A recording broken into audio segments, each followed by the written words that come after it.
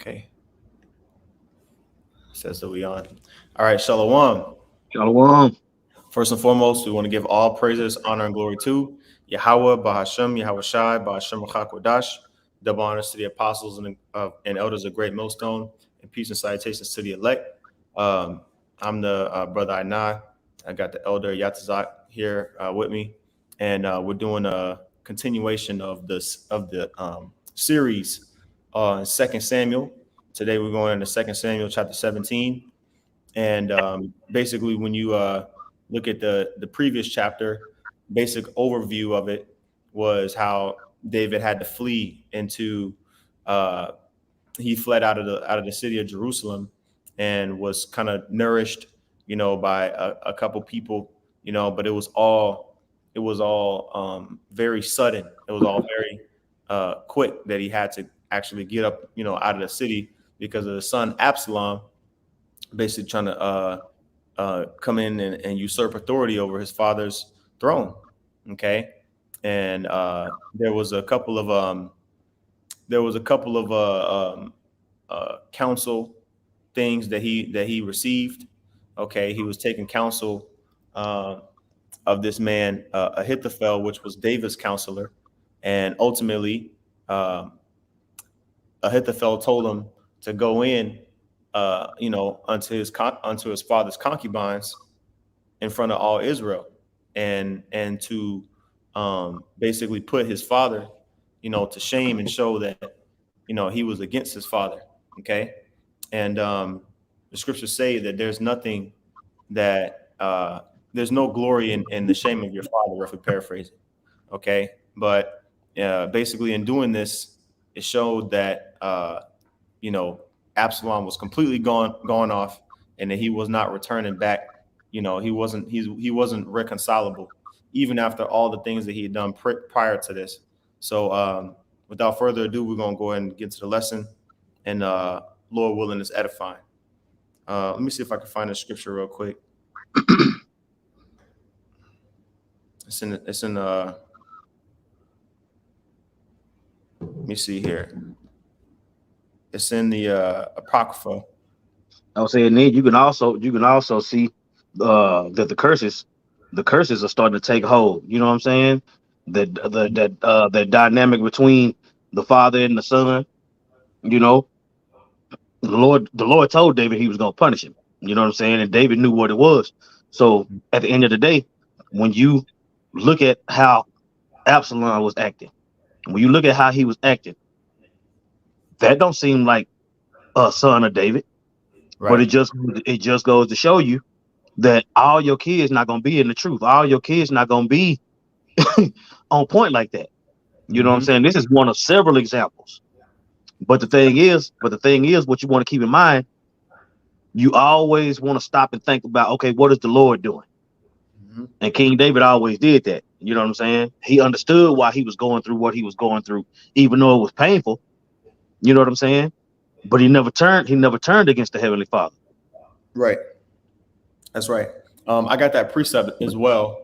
This is um this is Sirach chapter 3 and verse 8. It says, um, honor thy father and mother both in word and deed, that a blessing may come upon thee from them. You You see? see that? Now, Yeah. when it comes to the curses, that's definitely out. Yeah. You see, this is one of the commandments that's being broken. Honor thy father and thy mother. Hmm. You got it. Yep. It says in verse 8, um, it says that a blessing may come upon thee from them. It says, verse 9, for the blessing of the father establisheth the houses of children. And it says, but the curse of the mother rooteth out foundations. It says, glory not in the dishonor of thy father, for thy father's dishonor is no glory unto thee. You see? Mm, And that was the incorrect thinking of Absalom. Okay, when it comes to the scriptures, because yeah, okay, mission accomplished. Everybody knows that you're against David, but that that's not anything to glory in because he dishonored his father.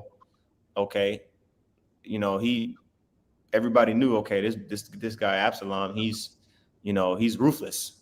It wasn't the same glory that David received when he assumed the throne. Okay, Right. Absalom usurped authority, and David, he was given it kind of like just freely. He didn't try to take the crown from King Saul. I would Okay. say predestination played a role. You see, Absalom had to do all that stuff and fall out of favor to one as part of the punishment of David. You know what I'm saying? But Hmm. then it was also set up that Solomon was going to be the king that was going to rule after David. Yep. So you Yep. see in all these moving parts. I would say the Lord, the Lord was moving. The Lord was moving on Absalom while Solomon was growing up. Hmm. Yep. You know what I'm saying? Yeah. Yeah. Yeah, Yep. because Solomon was born by this time, right? Yeah. Yeah. He was born. Yep. Yeah, he was born by this time, right? So while Solomon growing up, getting groomed, and all these different things to be the next king, all his brothers was falling off. You know what I'm saying? You had the one that did what he did with Tamar, and you had Absalom, and you Hmm. had another few. You know what I'm saying? Hmm. The Lord was moving all those parts around Hmm. for multiple purposes. You Yep. got it. Yep. Um, all right. So let's go ahead and start here in 2 Samuel 17 in verse 1. All right. It says, moreover, Ahithophel said unto Absalom. So this is after uh, Absalom went into David's concubines, his father's concubines. All right, this is the next, counsel that Ahithophel gave to Absalom. It says, moreover, Ahithophel said unto Absalom, let me now choose out 12,000 men, and I will arise and pursue after David this night. It says, and I will come upon him while he is weary and weak handed, and will make him afraid. And all the people that are with him shall flee, and I will smite the king only. It says, and I will bring back all the people unto thee. The man whom thou seekest is as if all returned. So all the people shall be in peace. Now, I'll read verse 4 and I'll say something. It says, and the saying pleased Absalom well and all the elders of Israel. So Ahithophel knew that, David was probably, tired, hungry, whatever the case is, because he was chilling. He didn't really have any time to prepare. There was a reason why Absalom went straight from Hebron when he got crowned king, and then boom, he went out straight to pretty much to Jerusalem, like the next, within a very short period. Okay. It didn't give David any time to prepare. Okay. And so he was out there in the wilderness, and Ahithophel knew that David was just, he just kind of trying to figure out what to do, right? And so this was the counsel that Ahithophel gave. And it says in verse 2, and I will come upon him while he is weary and weak handed. Because when you're not eating and you don't have any, victuals, I mean, a couple people came and gave him some stuff, right? But I mean, he didn't really have too much time to prepare, all right, for this situation. And it He was was, put in a position to where he had to trust in the Lord. mm-hmm, You know what I'm saying? Because it wasn't just him. He had a group of people. He had people with him. You mm-hmm, see, and that's one thing about it. Is not David the shepherd? Is it not David that need to? Is it not David that need to keep the sheep in line? mm-hmm, You know what I'm saying? This is another situation to where he was in dire straits, but still had to care for the flock. mm-hmm. Let that sink in. You know, I will say, here it is. Here it is. He being punished for what he did. His sons acting a fool. His house falling apart. He had his own problems. Let Mm-hmm. alone keep they in the wilderness again. Don't it Right. kind of sound like Moses when it was? You see what I'm saying? You see the Yeah. similarities? Kind Let of. that sink in. Those that have ears to hear. Go Yep. ahead. I gotta get this precept real quick. um, in Exodus 17. All right. Just because you were talking about the wilderness, this is Exodus 17, and I'll start at verse uh, I'll start at verse 8. Okay, it says, "Then came Amalek and fought with Israel in Rephidim, and Moses said unto Joshua, Choose us out men and go out and fight with Amalek. Tomorrow I will stand on the top of the hill with the rod of the Most High in my hand." Mm-hmm. See, and it says, "So did as Moses, so did Joshua, as Moses said unto him, and fought with Amalek. And Moses and Aaron and Hur went up on the top of the hill." Okay, but we were weary. You know what I mean? We wasn't like really ready. Like it says they came up on us. You see what I'm saying? Like it says Amalek came up on Israel and fought with us. Fought against us. And it talks about how Israel was weary during that time. Um, Let me get this Deuteronomy 25, and it talks about, yeah, verse 17, Deuteronomy 25 and 17. It says, "Remember what Amalek did unto thee by the way when you were come forth out of Egypt." See, Amalek, which is a tribe of Esau, saw Israel, out in the wilderness and tried to take advantage, right? It says, "Remember how he met thee by the way and smote the hindmost of thee, even all that were feeble behind thee, when thou was faint and weary, and feared not the Most High." You see that? Man. So, Amalek, he's a sleazy, slimy, sneaky. He'll come and he'll kill the. He's like like a lion, trying to hunt a pack of buffaloes or something. They'll go for the older one or the younger one, or one that's sick, or the one that's maybe a little injured. It says smiting those that were feeble in the back of the congregation, like the ones that's the slowest, picking off the weakest link.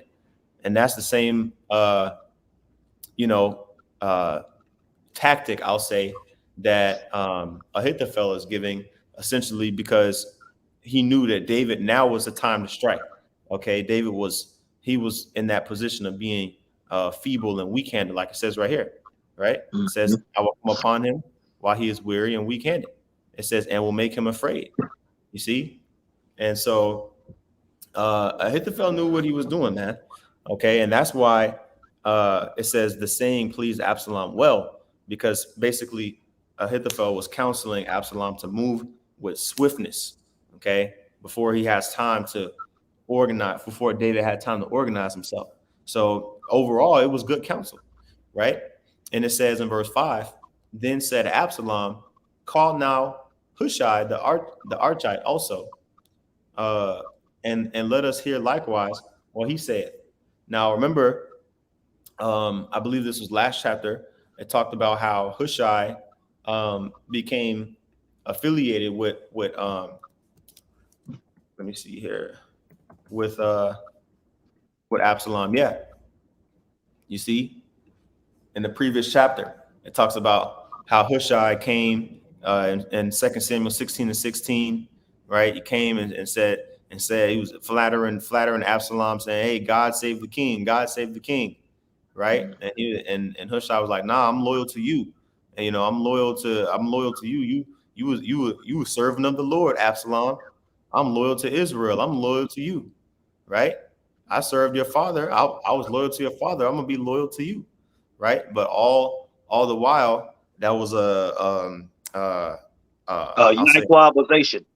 yes, yeah, it was a ploy. It was a ploy for Absalom to believe, for Absalom to believe Hushai, okay, and basically, that it worked, because even when you go back, I think chapter 15, there was that conversation between Hushai and King David. Because Hushai wanted to join David. He was like, "Look, man, I want to go out in the wilderness with you, man. I don't know what your son got." He was loyal. He was being sincere.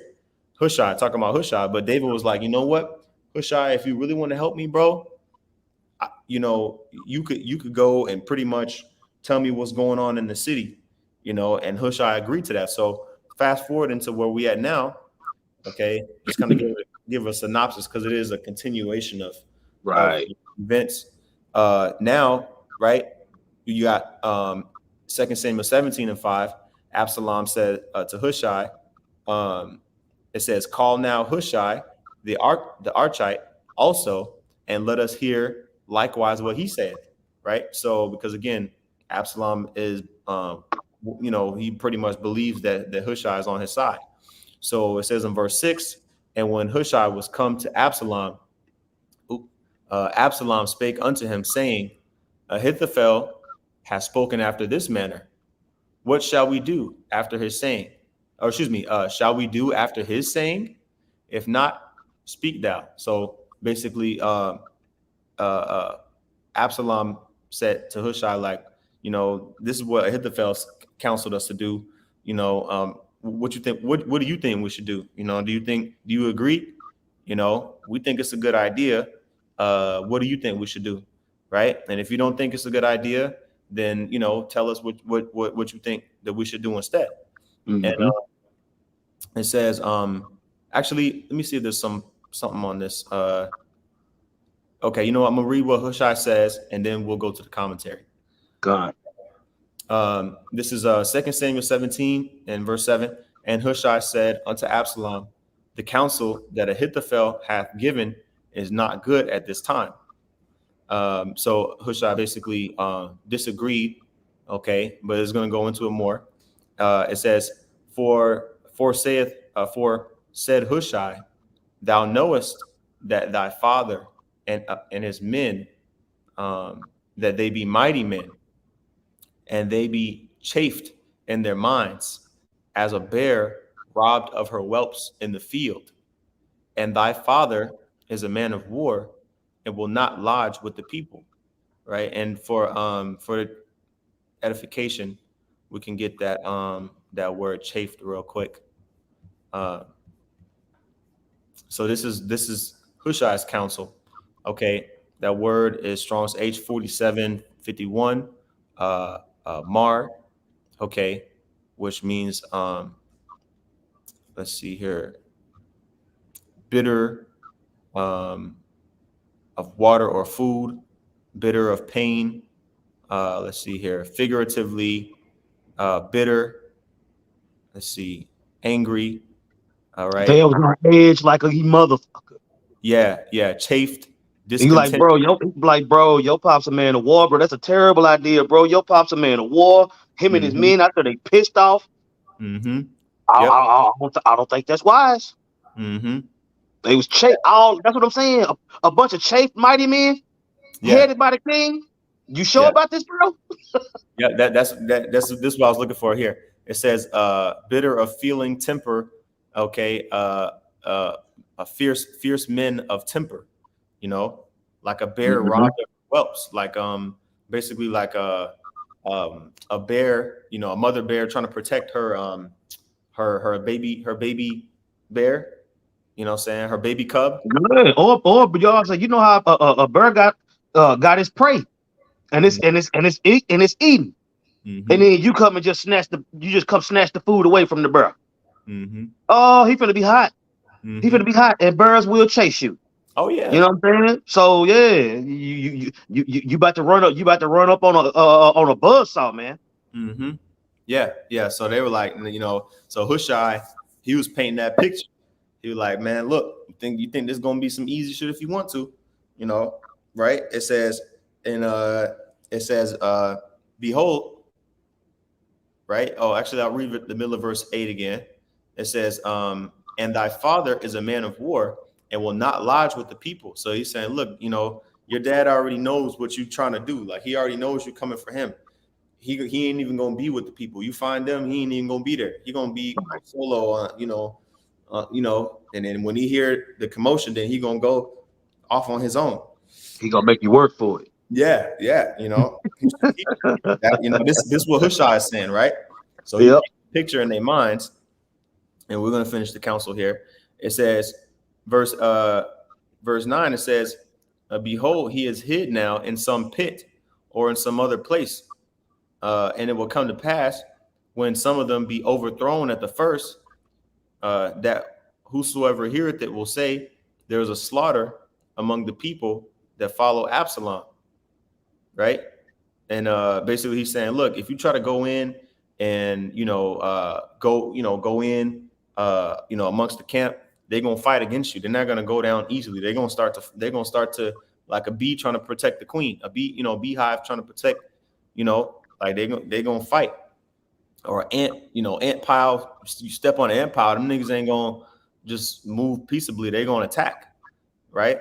And it says that whenever y'all go into the camp, the people are gonna say, "Yo, hey, they're fighting," and then basically, it says in verse 10, and he also that is valiant, whose heart is as the heart of a lion, shall utterly melt.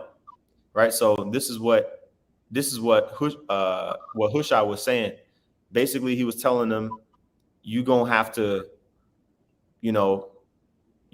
go aggressively, right? You're gonna have to overthrow them. You see? And it says, and he also that is valiant, whose heart is as the heart of a lion, shall utterly melt. For all Israel knoweth that thy father is a mighty man, and they which be with him are valiant men. Okay. It says in verse 11, therefore I counsel that all Israel be generally gathered unto thee, from Dan even to Beersheba. Okay. And when you see this, from Dan even to Beersheba, that basically mean from the north all the way to the top to the south. You're gonna have to gather a huge army, right? It says, as the sand that is by the sea for multitude, and that thou go to battle in thine own person. Yeah, because again, Ahithophel, he just chose out 12,000 men. You know what I mean? Which was probably enough. You know what I'm saying? They would have outnumbered them, but Hushai is saying, nah, you need more, bro. You need way more, and we're gonna have to take all of them out, right? Yep. I'll be right. I can Okay. still hear you. Okay, kind. So it says in verse 11 again, it says, as the sand that is by the sea for multitude, and that thou go to battle in thine own person. So he's saying, look, you're gonna have to go and lead the charge, right? It says, so shall we come upon him in some place where he shall be found, and we will light upon him as the dew falleth on the ground. Yeah, so he's saying, look, we're gonna go in, we're gonna have to be super, super deep, and we're just gonna have to just comb through the land. We can't send no small, unit, right? We can't send no small unit to scour through the land and try to find them. We're gonna have to just comb through all of it with a big multitude of men, and whoever finds them, since he's gonna be by himself most likely or with a small group, right? We're gonna have to, overtake him, outnumber him, right? And it says, and of him and of all the men that are with him, that are with him, there shall not be left so much as one. It says, verse 13, moreover, if he be gotten into a city, then shall all Israel bring ropes to that city, and we will draw it into the river until there be not one small stone found there. So Hushai is, playing the role of, somebody that's completely against David and is willing to, take David out at all costs, right? And saying, look, even if he fled into a city for refuge with walls and everything, look, we're gonna take that city down. What they're gonna have to go down with him. You see what I'm saying? And all right, I'm gonna read this verse and then I'm gonna go to the commentary in verse So 14. this some Game of Thrones type stuff before Game of Thrones. Yeah, exactly. Yeah. And we'd be, all into them type of movies. But yo, man, this is all come on, this is detailed. I was gonna make That's another thing that show you that they ain't the people, man. Yeah. You would think that if they were the chosen people, that they would make more movies about their forefathers and their foremothers instead of trying to get everybody convinced that you can control Superman and and all these characters. Right. You know what I'm saying? You'll be like, forget about Superman. You'll be like, no, no, no. We those people in the Bible. We was the one flying around. We was the one that's mighty and doing all these things. You never heard nothing. Yep. You never heard nothing. They don't glorify the Israelites because they're not the Israelites. Go ahead. Yep. Yep. It says, was that in Psalms 50, Psalms 55 or Psalms 51? Thou thoughtest thou was altogether such an one as thyself. You know, the Most High is not on these people's side, man. You see? So continuing on in 2 Samuel 17 and 14, it says, and Absalom and all the men of Israel said, the counsel of Hushai the Archite is better than the counsel of Ahithophel. For the Lord, Yahweh Shai, had appointed to defeat the good counsel of Ahithophel to the intent that the Lord might bring evil upon Absalom. Ooh. So the Bible tells you, look, hey, these men were convinced that Hushai's counsel was better because even though it wasn't, even though Ahithophel, it says what? This is a good counsel that Ahithophel gave. You see what I'm saying? It would have. So who's to say that it probably would have worked? You know what I'm saying? If the Lord wasn't dealing, if the Lord didn't intervene, right? But remember, Hushai was there for a reason, okay? And that's the reason why Hushai was there, was to give this counsel to change everybody's mind and basically make Absalom, basically make him go out into battle so that he can be put to death. Because if you remember how he died, he wasn't even supposed to be involved. Brothers that already know the story, we all know that Absalom died. And, in case you didn't know, sorry to, what they say, spill the beans or whatever. But yeah, spoiler alert. Absalom gets put to death, right? But he wouldn't have, hypothetically, he wouldn't been in that position to where he got put to death if he had followed Ahithophel's counsel. Now keep in mind, Absalom was cool until what happened with Tamar. Yeah. So all these events had to unfold for him to get pissed off at his father and start this series of events that was going to lead to his demise. Okay. Mm-hmm. So like you was talking about earlier, going into the case with Micah and the whole Ramoth Gilead situation. You see, mm-hmm. The Heavenly Father is controlling all these things. So this account right here is letting you know that was a situation that the Lord wanted to happen. Mm-hmm. You see? So if you want to go get that, Micah situation, how it was clearly a council in the heavens that they wanted Absalom to go out. Yep. They wanted him to be destroyed. You see? Yep, Khan. Yeah, you talking about 1 Kings chapter 22 with Ahab? Yeah. Yeah. Okay. Yeah. Let me go. This was predestinated. This was predestinated to happen. Right. Okay. And when the Lord predestines something, He moves pieces around for His will to be fulfilled. Mm-hmm. You see? I can't think of the word right now that goes into that when you look into the definition, but it literally says the Lord does things for His will to play out. Mm-hmm. Yep. Hey, well, we read it in 1 Samuel chapter 2 and 7. The Lord killeth and maketh alive. He bring it down to the pit and raise them up. So mm-hmm. He can put anybody in whatever. Another scripture was that Proverbs 16. King's heart is in the hand of the Lord. Mm-hmm. Or is that? Let me see. Okay, here we go. Yeah, Proverbs 16 and 1. Preparations of the heart and man, and the answer of the tongue is from the Lord. You see, so the Lord put the spirit on Hushai to, because you got to think about it from his situation, from Hushai, he coming against the counsel of somebody that it said in what was that? 2 Samuel chapter 15. It says that Ahithophel's counsel was like taking counsel from the mouth of the Most High himself. Everybody knew that Ahithophel was the top counselor because he was David's counselor. So he was being brave and having faith just on even just going against the counsel of Ahithophel. You see what I'm saying? And that was from the Lord too. So let's go back to this. Let's go to this precept here. Okay, this is going into some history, which this is later on in the timeline chronologically, but it's a good precept to get because it talks about how counsel can be used against you. Excuse me. It says Second Kings chapter 22 and verse 1. It says in the title, Ahab's third campaign against Aram. So Ahab was the king of Judah at that time, and then Aram is the Syrians. Okay, so it says they continued 3 years without war between Syria and Israel, and it came to pass in the third year that Jehoshaphat, the king of Judah, came down to the king of Israel. Oh, maybe it was Ahab. Hold on, Ahab, to the king of Judah.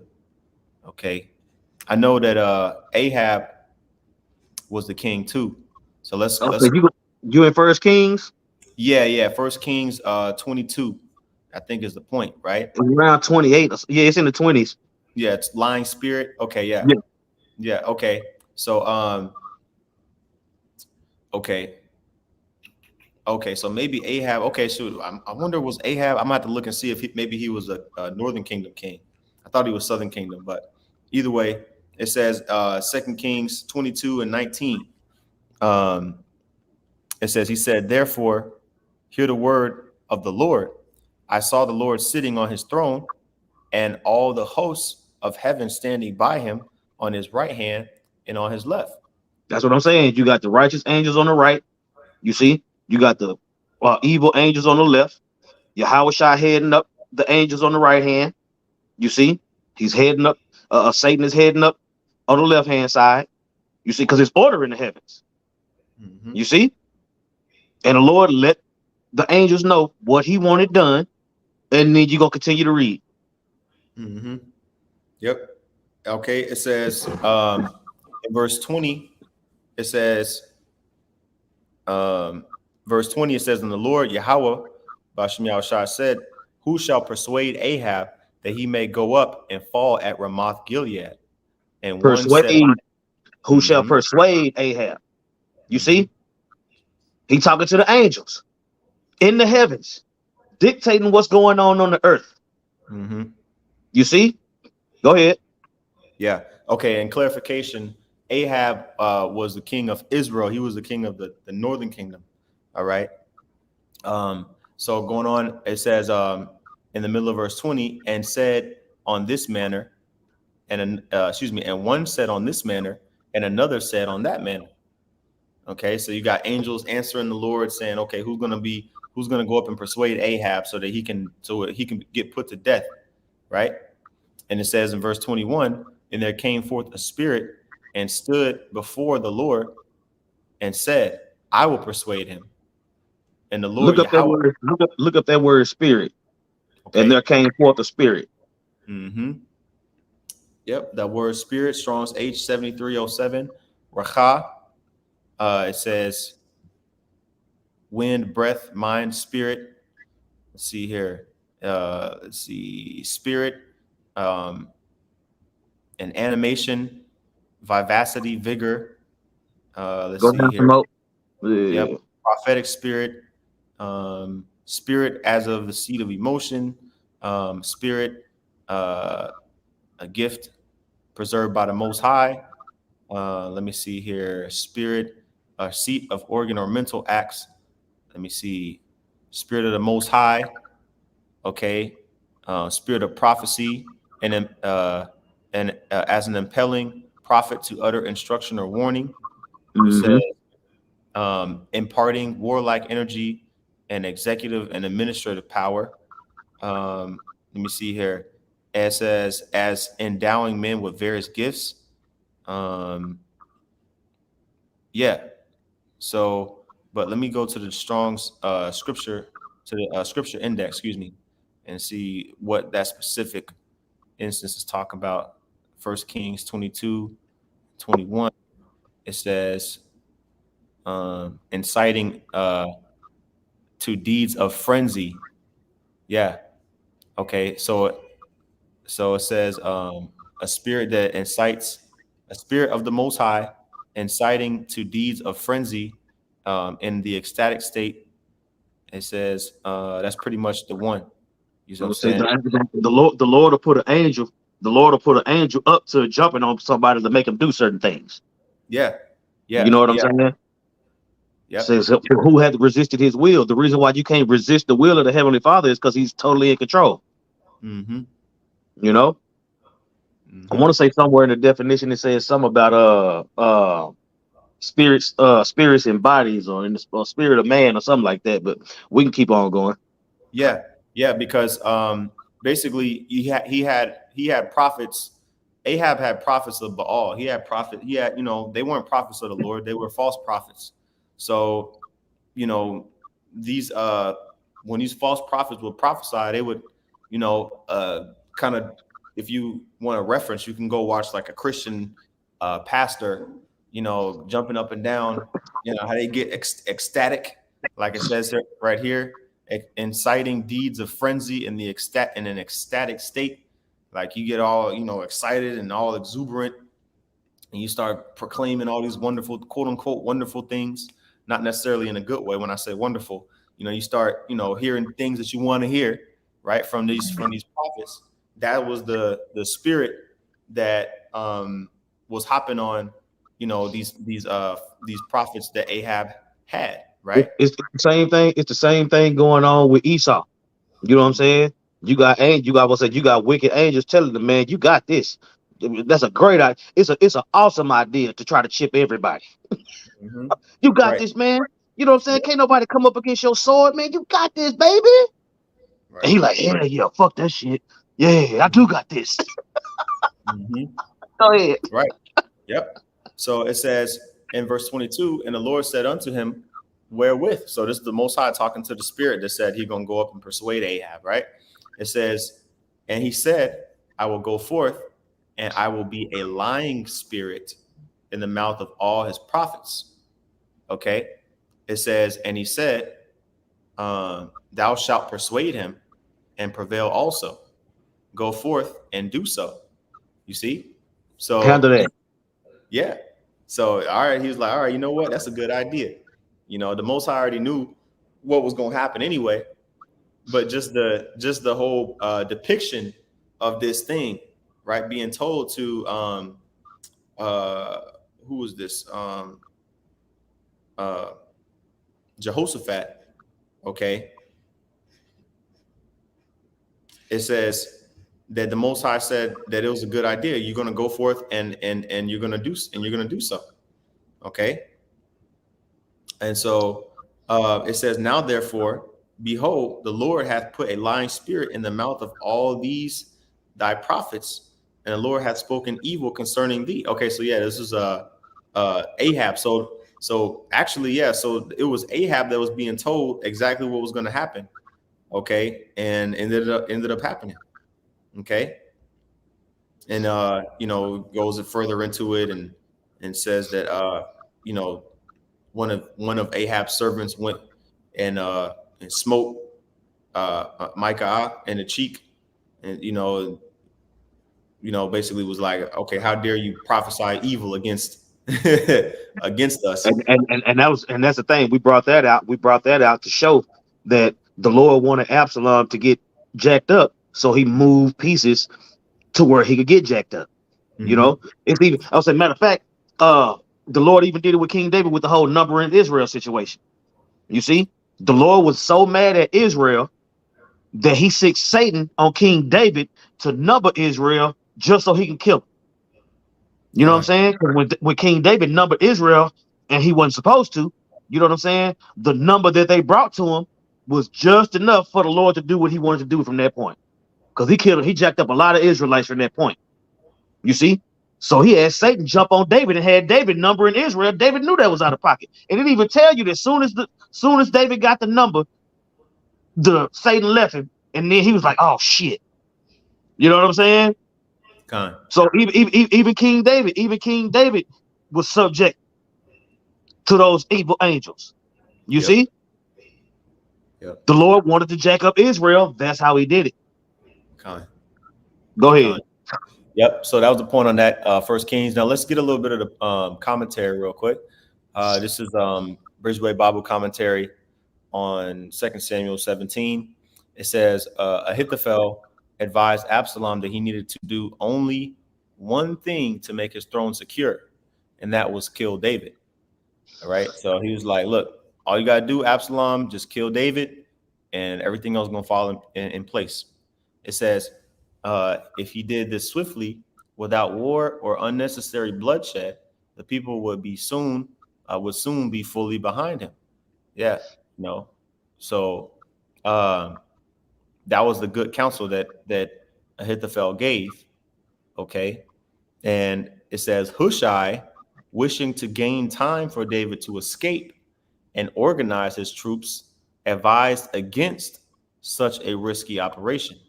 So what's that word? You have uh, counter intel. What's that military term? Yeah, Counter. that's it. That's what it's Intelligent. called. Yeah, Yeah, counter intelligence. because you have intelligence, which is now information on your enemy, and then you have counterintelligence, which is when you're going in and putting misinformation about your enemy, right? Kind of like a double agent. You know what I'm saying? Like Hushai was basically being like a, you know, uh, He um, was undercover. undercover agent. You know what I'm saying? In a righteousness, Yep. the Lord was with David anyway. So, but he was putting that counterintelligence out there, right? So it says, he advised against such a risky operation, for David was a very experienced soldier. So he used some truth to kind of change Absalom's mind. It says he recommended that the whole Israelite army be assembled and Absalom himself lead them into battle. And it says being as vain and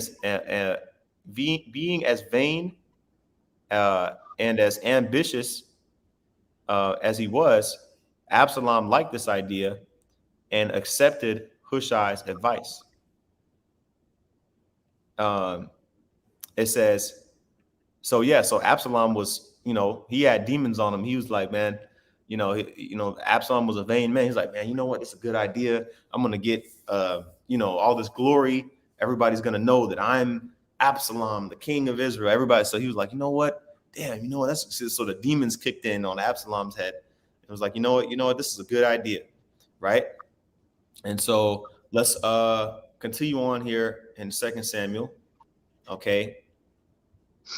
And remember, if you go back to 2 Samuel 15, basically there was two priests that stayed in the city, okay, and each of them had a son, and basically both of their sons were the ones that would go out in and out in the city and go and tell David what was going on, right? And so it says in verse 15, then said Hushai unto Zadok and Abiathar the priests, thus and thus did Ahithophel counsel Absalom and the elders of Israel, and thus have I counseled. So basically, Hushai told Zadok and Abiathar the priests what happened. So this was in private.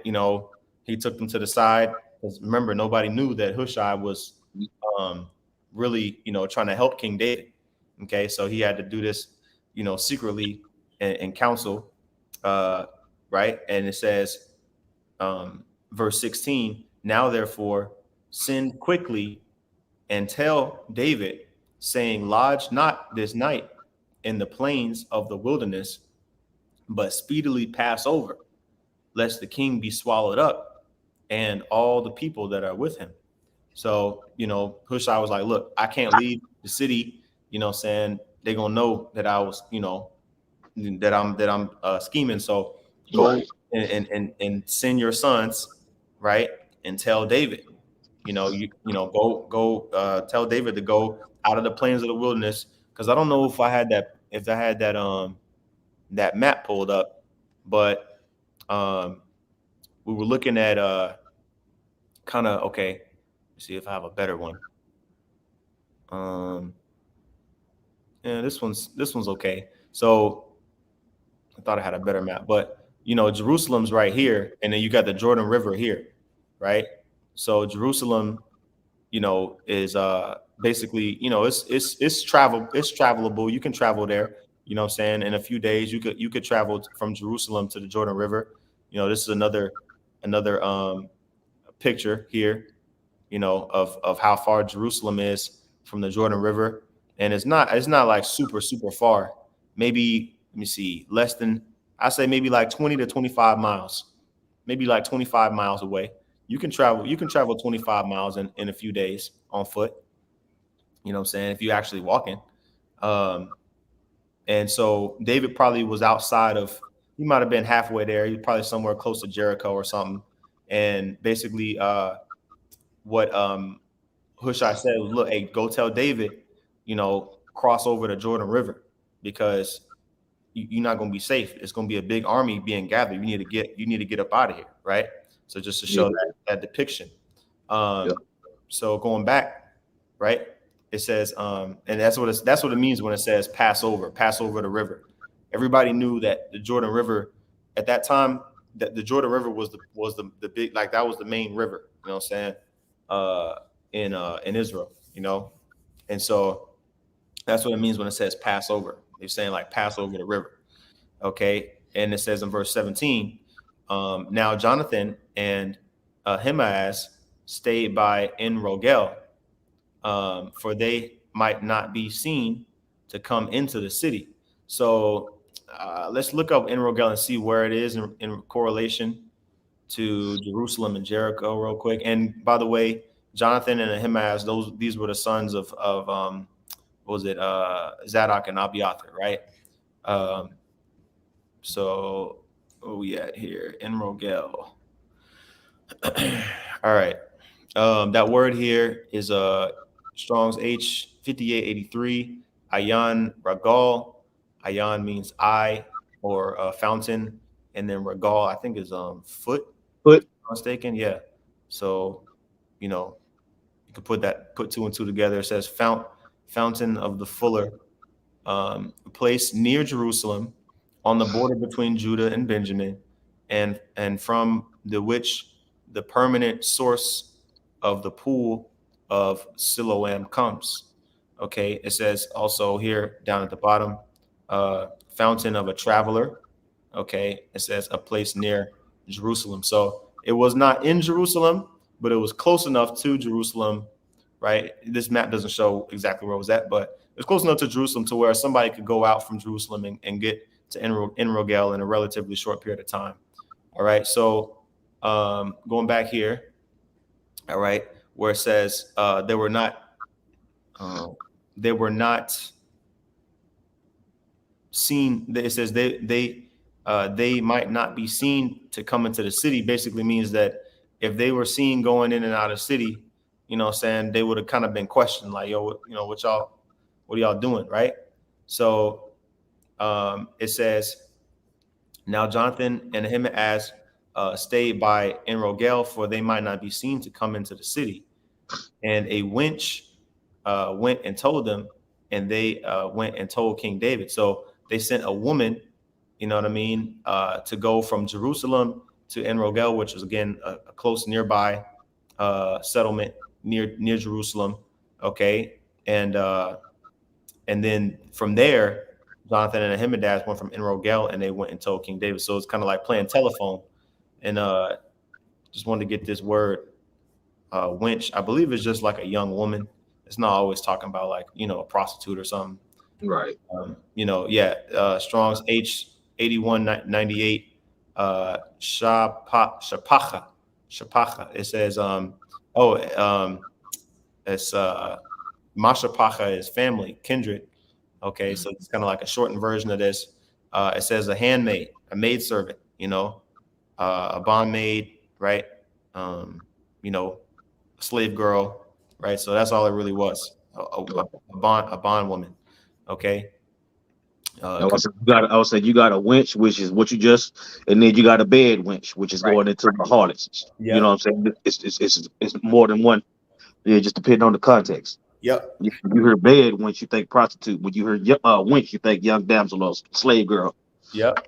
Yep. So they sent the woman out and the servant girl out, and that's how Jonathan and Ahimaaz received the instruction.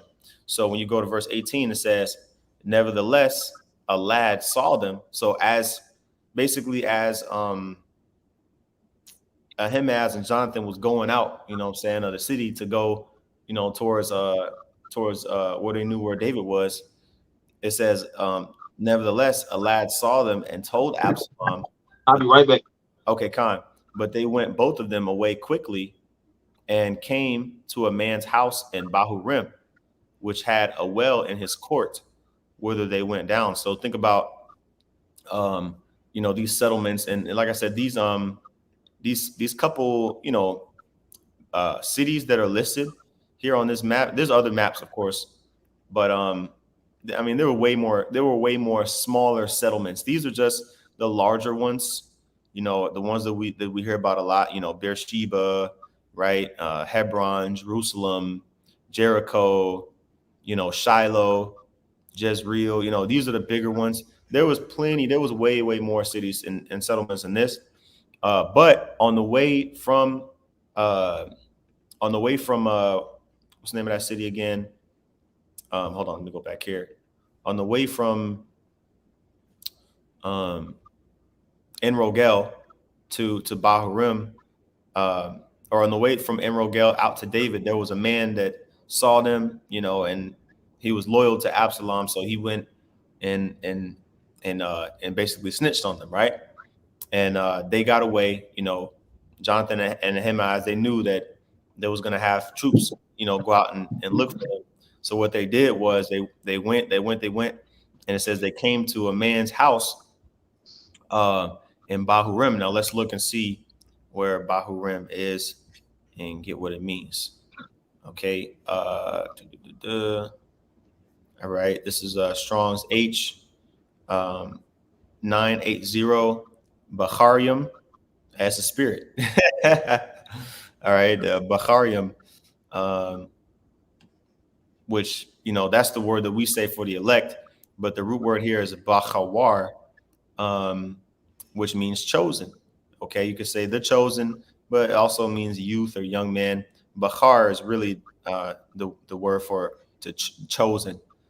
Chosen, choice, elect, right? Elect or to choose. This is really a verb. Bachar it means to choose or to elect. But when you put it in use it as a noun, you could say bachawar, which is also uh, chosen, right? Or but in this case, young man.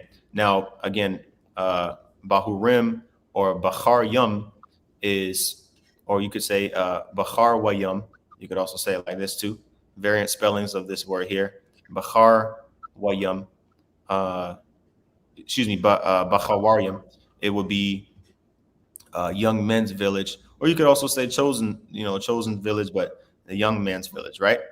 It says a town in Benjamin between Jerusalem and Jericho, beyond the Mount of Olives, on the way to Jericho. So uh, when you pull up the map again, is a town. It wasn't no big, huge city. It was just one of the small settlements on probably like a road, a main travel road between Jerusalem and Jericho. But it was located in Benjamin, so it might have been somewhere, somewhere in here, somewhere, just a little small settlement, nothing too big. And there was a well, right? When you go back to the verse, um, go back here. It says there was a well, like a water well, like to get water from. Uh, so they came to a man's house in this city, which had a well in his court. Now we used to apartments shit like this, but back then, what we got going on?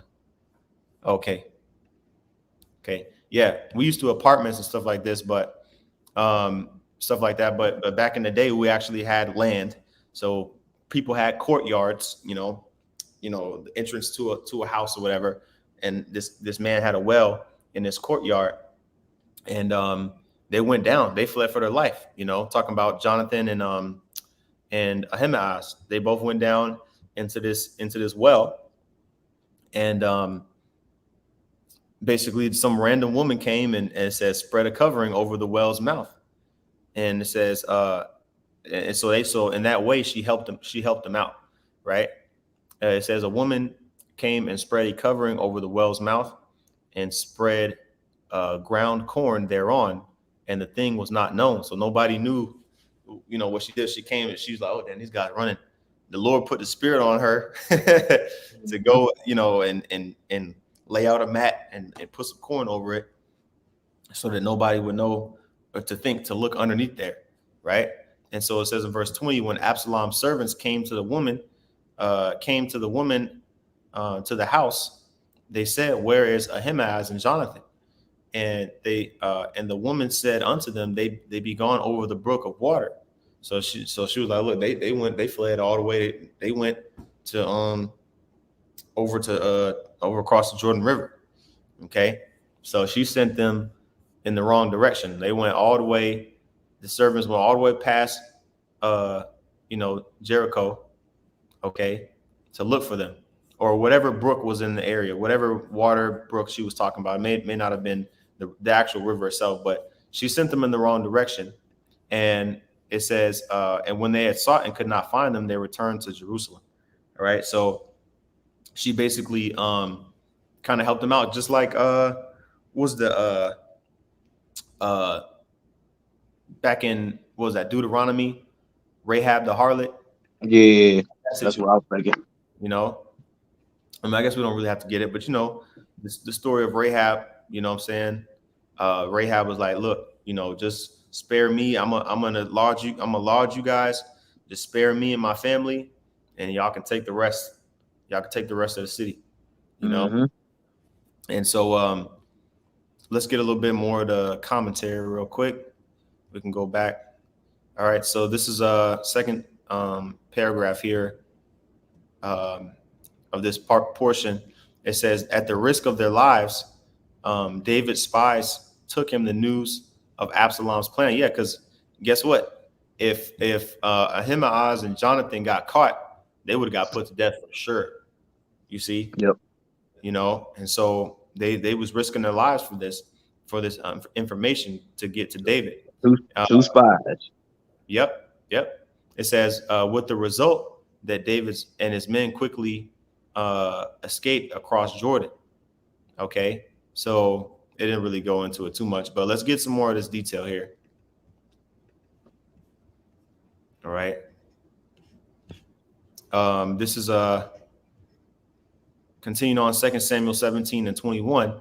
It says, "And it came to pass after they were departed," right? Talking about Absalom's men. It says that they came up out of the well. So they were, who knows how long they was posted up in there. You know what I'm saying? Maybe a day, or, at least several hours, I'm sure. Right. And it says, and went and told King David and said unto David, "Arise and pass quickly over the water, for thus hath Ahithophel counseled against you." Okay. Um, and so they got the message to King David, but they had to get uncomfortable. You know what I'm Hmm. saying? And it says in verse 22, "Then David arose and all the people that were with him, and they passed over Jordan. By the morning light, there lacked none of them that was gone over Jordan." So going back to this map here, they got the message, to David wherever he was at over here in this area, and all of David's people, including servants, everybody crossed over the Jordan River, which this is the Jordan River right here. All right, and by the morning time, everybody that pertained to David was already crossed over the Jordan River. So that was Lord, delivering him out of that, you know, delivering him out of that situation. All right. So now it's a little bit more, but we're going to continue to read through 2 Samuel 17 and 23. "And when Ahithophel saw that his counsel was not followed, he saddled his ass and arose and got him home to his house, to his city, and put his household in order, and hanged himself and died, and was buried in the sepulchre of his father." So this nigga, Ahithophel was like, "Oh man, damn, they ain't listening to what I got to say no more." He he killed himself. He went out like Judas Iscariot. You see, when you commit suicide like that, you got mass demons on you, man. Because he knew that basically the Lord wasn't with him no more, and he was like, you know what? Let me just go ahead and just kill myself. Now he was already probably an older man. Says he was the father of Bathsheba, but nevertheless, that's a sad. Grandfather, I think. Yeah, it might have been a granddad, dad or granddad. Yeah, and but nevertheless, that was a terrible legacy to go out. You know, terrible legacy that he left. Right. Uh, so it says then David came to Mahanaim, and Absalom passed over Jordan, he and all the men of Israel with him. See, so Absalom was on his ass. But let's see where Mahanaim is, real quick. Strong's H4266, Machanium, 2 camps. It says a place east of Jordan, named from Jacob's encounter with angels. Woo, man! Wow. Man, Okay. Wow. That's huge. I want to see what's on here. Okay. Oh, okay. This is before Jacob and Esau rekindled. You know what I'm saying? Interesting. Wow, that's interesting. I didn't even. That's like a quick little 2 verses right here, but yep. I'm gonna just read it. It says, "And Jacob went on his way, and the angels of the Most High met him." It don't say really you know, what happened, but he met, the angels of the Most High, right? So that the Most High, so that Jacob knew that the Most High was with him on his way, back to meet Esau, and he named that place, what was it called? Uh, uh, Machanium, which is 2 camps. Okay, interesting. That's your pot. All right. So anyway, a double camp, right? So anyway, going back here, it says, and again, this was a city east of the Jordan River, and Absalom passed over the Jordan River as well, him and all his men and all the men of Israel with him. So this is a huge, huge army crossing over the Jordan River to find David. So they was on his tail. All right. It says, and Absalom made Amasa the captain of the host instead of Joab, which Amasa was a man's son whose name was Ithra, an Israelite, and that went in to Abigail, the daughter of Nahash, sister to Zeruiah, which was Joab's mother. And it says Israel and Absalom pitched in the land of Gilead. Okay, so he switched because he already knew, like, nah, Joab ain't gonna, he ain't gonna really be down with, what I'm saying? He was like, nah, I'm gonna switch the captain of the host. You know what I mean? I'm his son, but he fought too many wars. He's too loyal to now Joab. He had kind of favoritism towards, because remember, he was the one that went to Joab, went to bat for Absalom, by saying, "Hey, King David, like bring Absalom back." You know what I'm saying? Mm-hmm. But he just was like, "Nah, this is too much conflict of interest. I'm gonna switch the captain of the host to this man Amasa." Right. So Israel and Absalom pitched in the land of Gilead. Okay, it says, and it came to pass, when David was come to Mahanaim, that Shobai, the son of Nahash of Rabbah, of the children of Ammon, and Machir, the son of Amiel of Lodebar, and Barzillai, the Gileadite of Regalim, brought beds and basins and earthen vessels and wheat and barley and flour and parched corn and beans and lentils and parched pulse and honey and butter and sheep and cheese of kine for David and for the people that were with him to eat. For they said, the people is hungry and weary and thirsty in the wilderness. Now, why would these random Ammonites come and help Israel? especially when David was known for putting Moabites, genocide, putting Moabites to death, putting Edomites to death, putting them in bondage. You see, but the Lord put the Spirit on these individuals that met them. What was it, near in Mahanaim, right? The Lord put the Spirit. It says on this man Shobai, which was of the children of Ammon, so he was an Ammonite, and these other individuals to come and bring food and corn, and you know what I'm saying, all different type of victuals and beds, right, so that they can be refreshed, right? And that was all because the Lord was with David, man. You see, what was it says? I'll make even thy enemies to be at peace with thee. Yep. You know, it might be in the Apocrypha. Oh no, it's it right here. Proverbs 16:7, right? It says, when a man's ways please the Lord, when a man's ways please Yahweh Shemi Shai, he maketh even his enemies to be at peace with him. So that's a perfect example right there. Right. So I said, keep in mind, they in the wilderness, and the Lord is still blessing them. Right. You see, that's a similar situation to Moses. You know, nothing new under the sun for those that can receive it. Yep.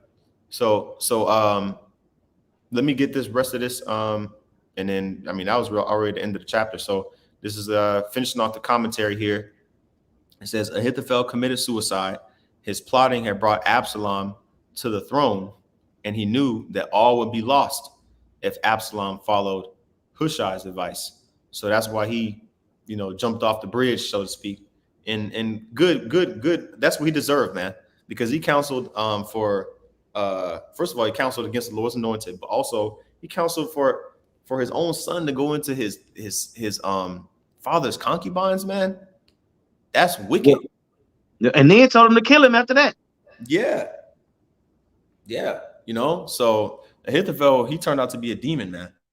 Okay. It says, now David had gained valuable time to rest his weary men, obtain provisions, and plan his war strategy.